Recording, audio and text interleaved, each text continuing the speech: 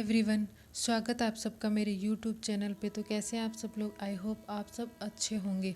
तो जैसा कि आप जानते हैं कि हमने एमीन्स जो चैप्टर था वो शुरू कर रखा था, उसी को कंटिन्यू करते हुए आज मैं लेकर आई हूँ केमिकल रिएक्शन ऑफ एमीन्स।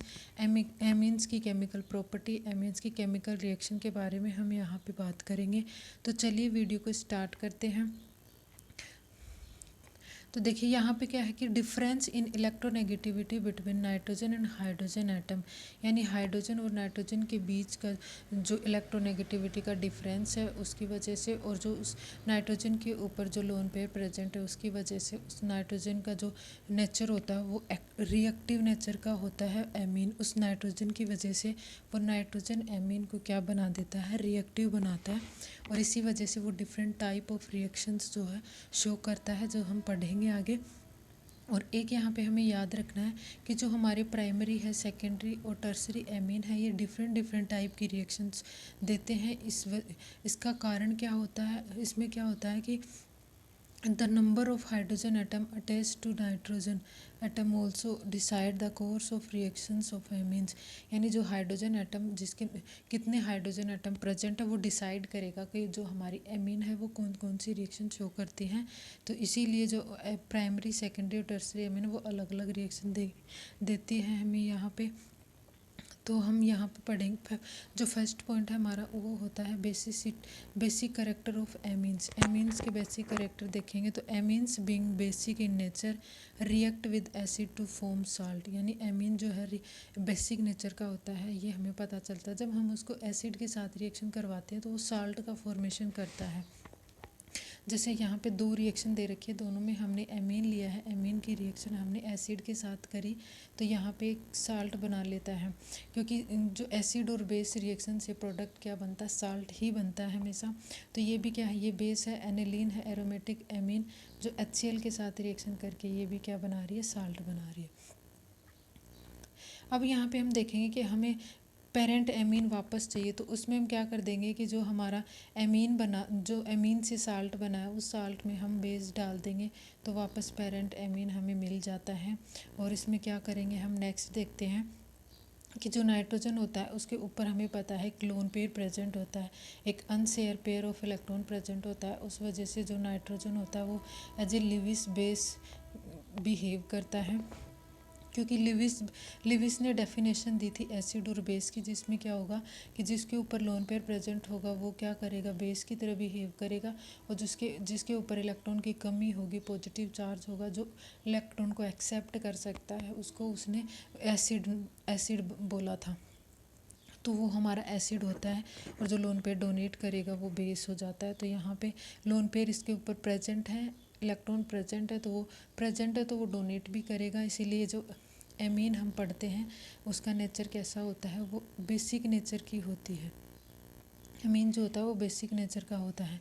यहाँ पे हम यहाँ पे और नेक्स्ट देखेंगे कि जो एमीन है उसका बेसिक नेचर को अच्छे से हम एक्सप्लेन करिए, अच्छे से समझने के लिए हम यहाँ पे देखेंगे जो Kb होता है और जो Pkb होता है उसका रिलेशन। Pkb, तो यहाँ पे देखो एक रिएक्शन दे रखी है, रिएक्शन यहाँ ये है, एमीन है, एमीन ने वाटर के साथ रिएक्शन करके यहाँ पे अमोनियम साल्ट बना रखा है। तो यहाँ पे इसका लिख रखा है के क्या होता है, डिसोसिएशन कांस्टेंट होता है किसी भी केमिकल कंपाउंड का। तो हम यहाँ पे बेस के लिए ले रहे हैं तो के बी लगा देंगे। के बी का मतलब क्या है कि ये किसी बेस के लिए है।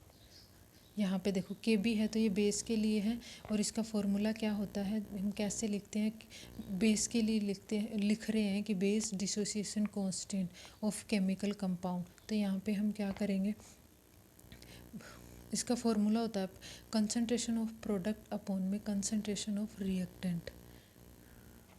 देखो यहाँ पे ये प्रोडक्ट की साइड में था और ये रिएक्टेंट की साइड में था, तो यही हमने लिखा है।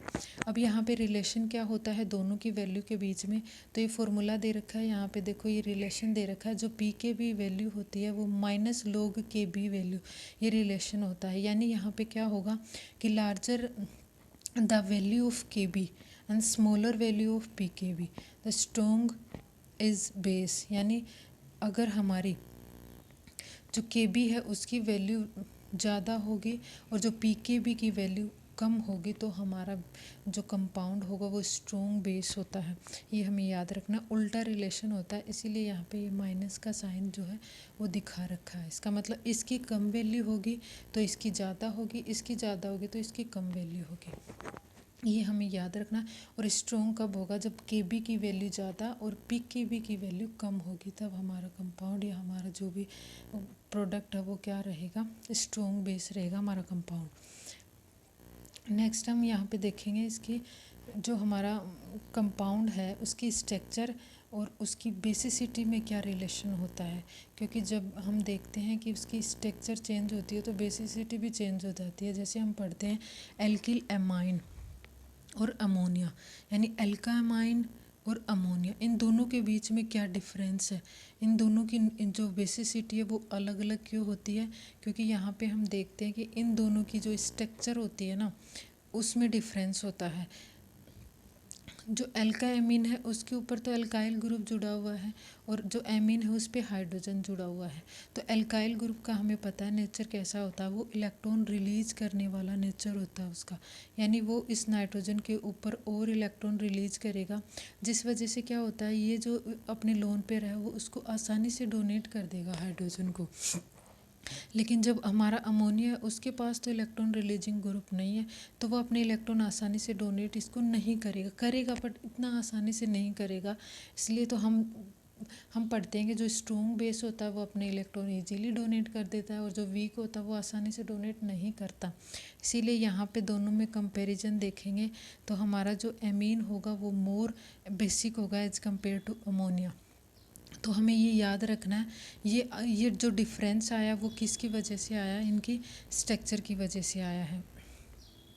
अब यहाँ पे हम ऑर्डर देखेंगे, इनका दो तरह से हम ऑर्डर देखेंगे। देखो यहाँ पे दे रखा है in the order of basicity of amines in the gaseous state. Gaseous state में इसका जो ऑर्डर होगा वो क्या होगा, और इसका एक होता है नॉर्मल स्टेट में, या फिर हम उसको बोल सकते हैं उसकी एक्वस स्टेट में। तो यहाँ पे सबसे पहले हम देखेंगे इसमें गैसियस स्टेट में, तो टर्सरी एमीन जो वो मोर बेसिक होगा, फिर सेकेंडरी और फिर प्राइमरी के बाद में अमोनिया। लेकिन इसमें ये जो ऑर्डर होता है वो अगर हम वाटर के साथ देखेंगे ना तो वो ऑर्डर हमारा चेंज हो जाता है बिल्कुल ही। देखो यहाँ पे दे रखा है, यहाँ पे क्या दे रखा है, प्राइमरी सबसे ज़्यादा बेसिक है, फिर सेकेंडरी है और फिर टर्सरी है। तो ये जो डिफरेंस आया गैसियस स्टेट में टर्सरी सबसे ज़्यादा बेसिक है, फिर सेकेंडरी, फिर प्राइमरी, फिर अमोनिया। लेकिन यहाँ पे उल्टा है, पहले प्राइमरी फिर सेकेंडरी फिर टर्सरी होता है। तो ऐसा क्यों होता है, ऐसा जब उसको वाटर में डिजोल्व किया जाता ना तो वहाँ पे जो हाइड्रोजन बॉन्डिंग बनती है ना उसकी वजह से ये डिफरेंस आ जाता है। अब हमें पता है कि प्राइमरी के पास हाइड्रोजन ज़्यादा है, सेकेंडरी के पास हाइड्रोजन प्राइमरी की कंपैरिजन में कम है, लेकिन टर्सरी के पास देखो यहाँ पे सिर्फ एक हाइड्रोजन है। ये जो आयन बना है उसके साथ जो साल्ट बना है, ये जो साल्ट इसने जो प्राइमरी अमीन ने जो साल्ट बनाया उसके पास 3 हाइड्रोजन है। तो ये देखो 3 वाटर के साथ जुड़ा हुआ, यहाँ 2 हाइड्रोजन है, 2 हाइड्रोजन ये 2 वाटर के मॉलिक्यूल के साथ जुड़ा हुआ है, इसके पास एक है तो ये एक के साथ जुड़ा हुआ है, यानी हाइड्रोजन बॉन्डिंग यहाँ पे मैटर करती है। जो ज़्यादा हाइड्रोजन बॉन्डिंग करेगा वो ज़्यादा यहाँ पे बेसिक होगा। यहाँ पे दे रखा है देखो decreasing order of extend of hydrogen bonding in water and order of stability ion bye solution. यानी सोल्वेशन क्या होता है, वाटर में जब हम किसी भी चीज़ को डिजोल्व करते हैं तो वो कितना डिजोल्व हो रही है, उसके साथ वाटर के मॉलिक्यूल कितना अटैच्ड हो रहे हैं, तो वो उसका सोल्वेशन होता है। और वो डिपेंड करता है साइज़ पे, छोटी साइज़ होती है तो उसके साथ ज़्यादा वाटर के मॉलिक्यूल जुड़ते हैं, और अगर साइज़ बड़ी है तो उसके साथ कम मॉलिक्यूल जुड़ते हैं। तो यहाँ पे अगर हम देखें इनका ऑर्डर वाटर की सोल्युबिलिटी के साथ, तो उसमें क्या दे रखा था, प्राइमरी सेकेंडरी ऑर्डर से। एक हमें ये याद रखना है यहाँ पे जब जो भी हमारी रिएक्शन है तो जो कंपाउंड है जो एमीन लिया है हमने, तो उसके साथ जो हमारा हमने देखा था कि जो भी ग्रुप जुड़ता है उसके अकॉर्डिंग उसकी बेसिसिटी क्या हो जाती है, चेंज हो जाती है। तो यहाँ पे ये 2 जो हमारे ऑर्डर दे रखे हैं वो हमें ध्यान में रखने हैं, क्योंकि यहाँ पे दे रखा है देखो एक जगह तो हमने अल्काइल ग्रुप जोड़ा है और एक जगह हमने मिथाइल ग्रुप जोड़ा है, और यहाँ पे जो बेसिसिटी का ऑर्डर है वो बिल्कुल चेंज हो गया है। तो ये स्टेरिक हिंडरेंस की वजह से आता है, बल्कि ग्रुप जुड़ने की वजह से आता है। वो जो ग्रुप जुड़ा है उसकी साइज़ पे भी डिपेंड करती है बेसिसिटी। तो हमें ये दोनों ऑर्डर याद रखने हैं। जो बड़ा ग्रुप है उसमें पहले सेकेंडरी आएगा, इसमें देखो फिर टर्सरी है और फिर प्राइमरी है और फिर हमारा अमोनिया है। ये हमें याद रखना। देखो पहले यानी 231 231 ऐसे याद कर लेंगे। 231 यहाँ पे है 2 फिर 1 और फिर 3 यानी 213 ऐसे भी याद रख सकते हैं। बड़ा ग्रुप है तो यहाँ पे 231 बड़ा संख्या है, यहाँ पे जो है छोटा ग्रुप है तो छोटी संख्या है। इस तरह से हम इस ऑर्डर को याद रख सकते हैं। तो ये सब जो होता है वो बल्कीनेस बढ़ने के कारण स्टेरिक हिंडरेंस की वजह से इनका ऑर्डर जो है वो चेंज हो जाता है। अब जो नेक्स्ट हमारा टॉपिक है, नेक्स्ट हम देखेंगे जो एराइल एमीन है वर्सेस अमोनिया, यानी यहाँ पे भी हम स्ट्रक्चर के बेसिस पे उसकी बेसिसिटी डिसाइड कर रहे हैं। तो यहाँ पे एराइल एमीन लिया हमने, एरोमेटिक एमीन और अमोनिया के बीच में क्या रिलेशन है बेसिसिटी का। तो हम देखते हैं यहाँ पे जो अमोनिया जो एराइल एमीन होती है उसकी पीकेबी वैल्यू क्या होती है, थोड़ी सी ज़्यादा होती है। तो हमने देखा था कि पीकेबी की वैल्यू बढ़ेगी ना तो उसकी बेसिसिटी क्या हो जाती है, कम हो जाती है। इसीलिए हम यहाँ पे देखेंगे। देखो हाँ, यहाँ पे हमें दे रखा है जो एरोमेटिक अमोनिया है, एरोमेटिक जो एमीन है, सॉरी अमोनिया नहीं एमीन, यानी एरोमेटिक एमीन जो होता है उसकी यहाँ पे रेजोनेटिंग स्ट्रक्चर दे रखी है। तो दो कारण, एक तो उसकी पीकेबी वैल्यू हाई होती है, उस वजह से उसका बेसिक नेचर क्या हो जाता है, थोड़ा सा वो वीक टाइप का हो जाता है। दूसरा यहाँ पे हम देखते हैं कि हमने देखा था कि जो गुड बेस कौन सा होता है, जो इलेक्ट्रॉन इजीली डोनेट कर दे अपना लोन पेयर, लेकिन यहाँ पे इसके लोन पेयर जो होते हैं ना वो कॉन्जुगेशन में आ जाते हैं। और यहाँ पे हम स्ट्रक्चर देख सकते हैं 4-5 कॉन्जुगेटेड स्ट्रक्चर बना रहा है, रेजोनेटिंग स्ट्रक्चर बन रही है।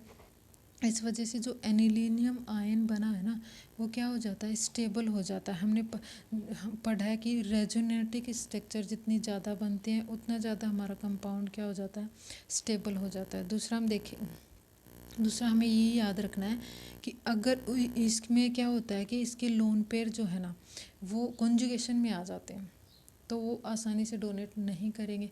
अब कॉन्जुगेशन में उसने डोनेट कर दिए तो वो कहाँ से डोनेट करेगा, इसलिए ये वीक बेस होता है एज कम्पेयर टू अमोनिया। दूसरा हम यहाँ देखेंगे कि अगर जो ग्रुप हमने जोड़े हैं उसके ऊपर जो ग्रुप जोड़ दे, अगर हम बेंजीन रिंग पे अलग, जैसे 2 तरह के ग्रुप होते हैं, एक होगा इलेक्ट्रॉन रिलीजिंग ग्रुप। अगर हमने इलेक्ट्रॉन रिलीजिंग ग्रुप जोड़ दिया ना तो वो इंक्रीज कर देगा उसकी बेसिक स्ट्रेंथ को। लेकिन अगर हमने वहीं पे इलेक्ट्रॉन विड्रॉइंग ग्रुप जोड़ दिया तो वो क्या कर देगा, जैसे देखो NO2 है, SO3H है और एसिडिक ग्रुप है या फिर कोई भी हैलाइड हमने जोड़ दिया तो वो डिक्रीज कर देता है उसकी बेसिक स्ट्रेंथ को। तो ये भी हमें याद रखना है। इलेक्ट्रॉन जो रिलीजिंग ग्रुप जुड़ा हुआ तो क्या फ़र्क पड़ता है और इलेक्ट्रॉन विड्रॉइंग ग्रुप जुड़ा हुआ तो क्या फ़र्क पड़ता है। तो ये इसका बेसिक नेचर हमने देख लिया।